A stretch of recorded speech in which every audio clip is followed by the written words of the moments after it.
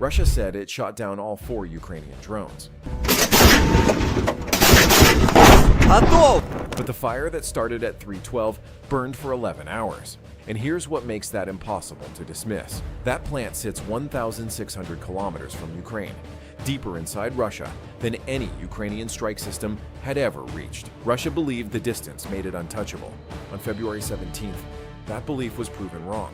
Frontline Briefing, uncovering modern warfare's hidden battles. We now turn our attention to the Russia-Ukraine war, where the drone war between the two sides is further intensifying, taking the fight deeper into each other's territory.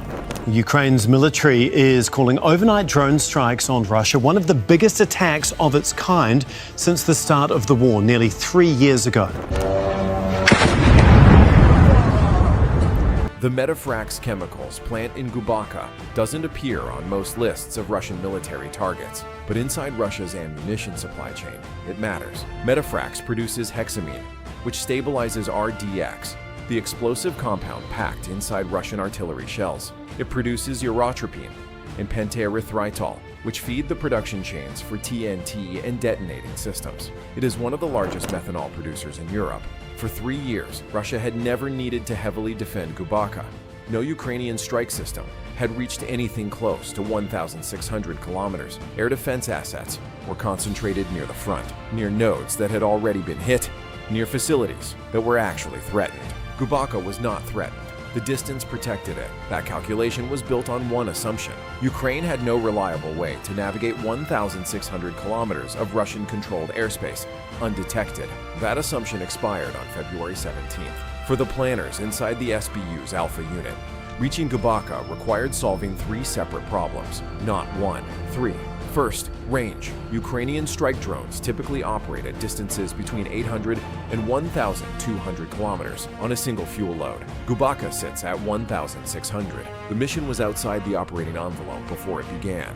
Second, GPS jamming. Russia operates extensive electronic warfare systems across its western and central territories, specifically designed to degrade drone navigation. A drone following GPS coordinates through 1,600 kilometers of contested Russian airspace carries a high probability of going off course before it reaches the target. Third, radar detection. A drone flying at operational altitude across Russia for 3 to 4 hours is a trackable contact. Russian air defense assets along the route have timed vector interceptors and alert ground batteries. These 3 layers had protected every Russian facility east of the Volga for 3 years. Together, they made Gubakha seem unreachable.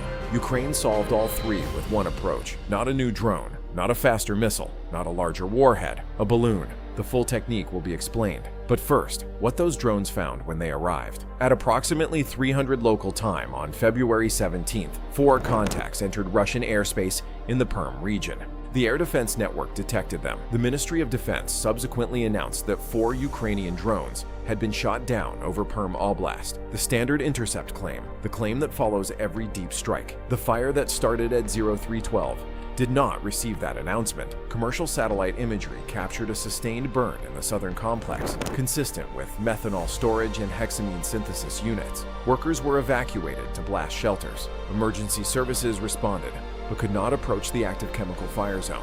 The fire burned for 11 hours. Russia's intercept claim and the 11-hour fire are not compatible statements. 4 drones destroyed over the region do not produce an 11-hour chemical fire inside the facility they were supposed to miss. But 4 drones that reached their targets guided by a navigation system that Russian jamming cannot touch produce exactly the satellite signature recorded at 0312. The Ministry of Defense claimed victory. Gubakha burned anyway.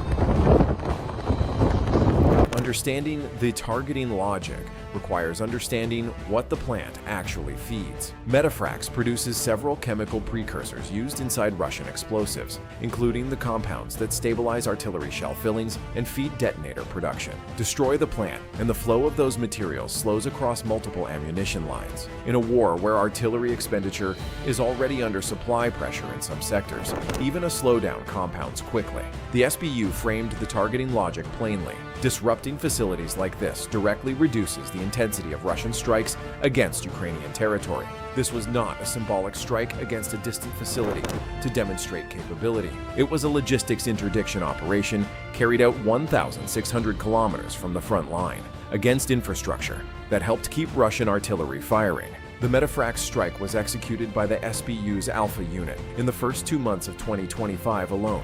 That unit destroyed an estimated $4 billion worth of Russian air defense systems across the western approaches. That figure is not incidental to the Gubakha operation. It is its precondition. Air defense is not a fixed grid. It is a resource allocation problem. Every system destroyed near Bryansk, near Smolensk, near the frontline supply corridors, is a system that cannot cover a facility in the Urals. Russia has been pulling air defense assets forward to protect frontline forces, to cover nodes that Western strikes have already proven are reachable, leaving the eastern tier covered by lighter systems and reduced radar density. The corridor to Gubakha did not open on February 17th. It opened over 18 months after the prior operations. Gubakha was the consequence of that campaign, not its starting point. 3 barriers stood between Ukraine and Gubakha: range, jamming, radar. The balloon solves all 3 simultaneously because it operates above the layer where all 3 barriers are effective. The balloon is launched from Ukrainian territory and carries a payload of 1 or more strike drones to altitudes between 15,000 and 25,000 meters, above the operational ceiling of most Russian air defense interceptors and above the altitude where GPS jamming is effective. At these altitudes, the balloon presents a minimal radar cross-section.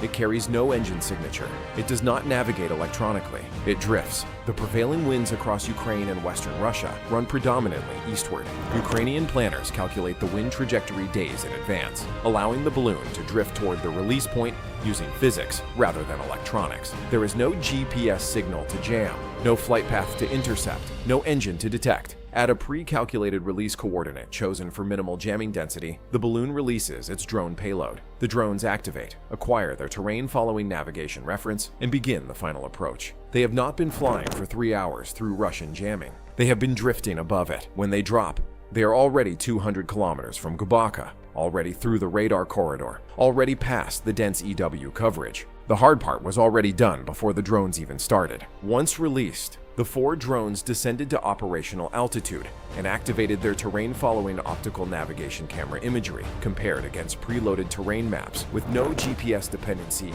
in the terminal phase. Russian jamming was irrelevant. The drones already knew where they were. At approximately 0255, Russian air defense in the Perm region picked up the first contacts. The operators had a picture. They had a bearing. They had speed estimates. What they did not have was time. The drones were already inside the final approach corridor. The window between first radar contact and the moment the drones reached the Metafrax perimeter was measured in minutes, not the 30 to 40 minutes that a coordinated intercept requires. Vectoring an interceptor, coordinating with ground batteries, issuing engagement authority across multiple command nodes, none of that happens in the time available. Russian operators faced a choice that wasn't really a choice. They could attempt an intercept, or they could accept that the response was already too late to stop what was coming. They attempted the intercept. 4 contacts entered the Metafrax complex at low altitude. The first impact hit the methanol storage section at 0312. The remaining 3 followed within 40 seconds. Russia had detected them. Russia had not stopped them. Metafrax wasn't the only Ukrainian strike confirmed on February 17th. On the same morning, drones struck the Tamannaftogaz oil terminal in Russia's Krasnodar region, one of the largest Black Sea export terminals in Russia's Shadow Fleet logistics chain. This was the second confirmed strike against Tamannaftogaz in less than 30 days. The January attack had destroyed multiple storage tanks and pipelines. The February 17th strike caused a fire in the terminal loading area, confirmed by satellite imagery and SBU sources. Shipping data after the strike showed a measurable reduction in tanker departures consistent with available product reduced by the fire, or berthing operations suspended during damage assessment. 2 facilities, same morning, 1,600 kilometers apart. One hit the input side of Russia's ammunition supply chain. One hit the export side of Russia's war financing. Both burned on the same day. That is not a coincidence. That is coordination. The Metafrax and Tamannaftogaz strikes are 2 data points in a campaign that has been running since mid-2024. 3 weeks before February 17th, SBU drones struck the Ukhta oil refinery. in Russia's Komi Republic, 1,750 kilometers from the Ukrainian border, the deepest confirmed Ukrainian strike at that point. Metafrax at 1,600 kilometers came days later. The range boundary is not fixed. It is advancing. Each successful deep strike forces Russia into an increasingly difficult resource allocation decision. Protect the front and leave the eastern facilities exposed. Protect eastern facilities and thin the coverage protecting Russian forces at the contact line. There is not enough Russian air defense to do both. Every strike Ukraine lands in the east makes that problem harder, not easier. Beyond the direct damage, Ukraine's sustained campaign against Black Sea oil infrastructure has created a secondary pressure that doesn't appear in strike footage, but does appear in financial data. Following confirmed drone strikes against vessels and terminals in the region, war insurance rates for ships operating in Russian Black Sea ports rose from between 0.6 and 0.8% of ship value to 1%, the highest level since 2023. Russia operates an estimated 400 tanker shadow fleet assembled specifically to move sanctioned oil past Western restrictions. At the revised insurance rate, the additional annual cost across that fleet exceeds $56 million, a recurring cost, one that compounds with every subsequent strike, every additional insurance review, every tanker operator who declines to enter Russian-controlled waters. The fire at Tamannaftogaz does not just destroy oil, it raises the cost of every future barrel Russia tries to move through the same port. That cost does not extinguish when the fire goes out. In the weeks surrounding the February 17th strikes, preliminary discussions about a ceasefire framework had been occurring in diplomatic channels. Russia had been positioning Ukraine as militarily exhausted, unable to sustain offensive pressure, dependent on Western support that was beginning to waver. The Metafrax fire was visible from 200 kilometers. Ukraine's deep strike campaign serves a function that extends beyond military logistics. A country that can reach 1,600 kilometers into an adversary's industrial base past the Urals, past the electronic warfare corridors, past the air defense systems that had protected those facilities for 3 years, is not a country negotiating from weakness. The balloon-drone hybrid technique that enabled Gubakha demonstrates something specific about where this campaign is heading. Ukraine did not defeat Russian jamming. It flew above it. Every facility Russia relocated further east to protect it from Ukrainian drones is now within the range that balloons and terrain-following navigation have established as reachable. For 3 years, Russia believed distance would protect its most important facilities. Metafrax proved that assumption wrong. Russia's real problem is no longer how far Ukraine's drones can fly. The real problem is that Ukraine is still learning how to reach even further. Stay vigilant.